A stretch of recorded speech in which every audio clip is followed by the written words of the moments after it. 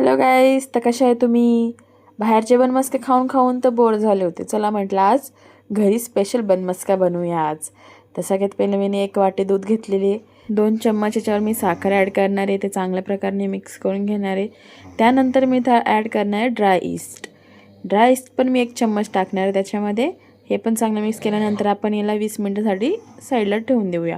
त्यानंतर इथं मैदा घेतल्यावर त्यावर थोडंसं मीठ टाकणार आहे. त्यानंतर आपण इथे दुधाच्या मिश्रणमध्ये ॲड करणार आहे व्हॅनिला एसेन्स. त्यानंतर आपण हे सगळे मिश्रण आपण मैद्यामध्ये टाकून चांगल्या प्रकारे मिक्स करून घेऊया. त्यानंतर चांगल्या प्रकारे मिक्स झाल्याने थोडं थोडं करून आपण याच्यामध्ये दूध टाकणार आहे आणि सॉफ्ट डो करून घेणार आहे. त्यानंतर आपण 10 मिनिटासाठी त्याला साईडला ठेवून द्या. त्यानंतर आपण इथे परत त्याच्यावर बटर ॲड करून त्याला चांगल्या प्रकारे मिक्स करून साईडला 10-20 मिनिटासाठी सोडून देणार. अशा प्रकारे आपल्याला हे सॉफ्ट डो तयार करून घ्यायचे आहे. त्यानंतर आपण या डोचे 2 भाग करणार आहे. इथे गोल आकार दिल्यानंतर आपण हे आपण एका प्लेटवर टाकणार आहे.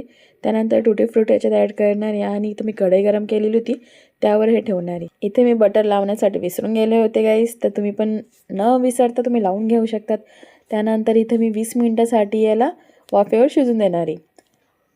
आणि इथे आपलं बन तयार झालं आहे की नाही हे आपण कसं चेक करणार आहे ते टूथपिकने. तिथे टूथपिक मी टाकून बघणार आहे आणि हे क्लिअर निघालं तर समजून जायचं आपलं बन तयार आहे. इथे मी बनची चांगल्या प्रकारे कटिंग करून घेणार आहे. बन कट झाल्यानंतर इथे मी चेक करते. त्यानंतर इथे मी बटर ॲड करणार आहे. इथे चांगल्या प्रकारे बटर ॲड केल्यानंतर आपण परत कटिंग करणार आहे स्लाइस कटमध्ये. आणि इथं मी स्लाइस कटमध्ये कशी कट करणार आहे तुम्ही बघू शकणार आहे.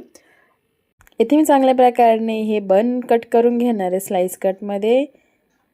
चांगल्या प्रकारे हे कट झालेले गाईस, तर आपण याला मस्त डेकोरेट करणार आहे. हे चहासोबत आपण एन्जॉय करणार आहे. तर कशी वाटली माझी आजची रेसिपी नक्की मला कमेंट बॉक्समध्ये सांगू शकता. थँक्यू गाईस.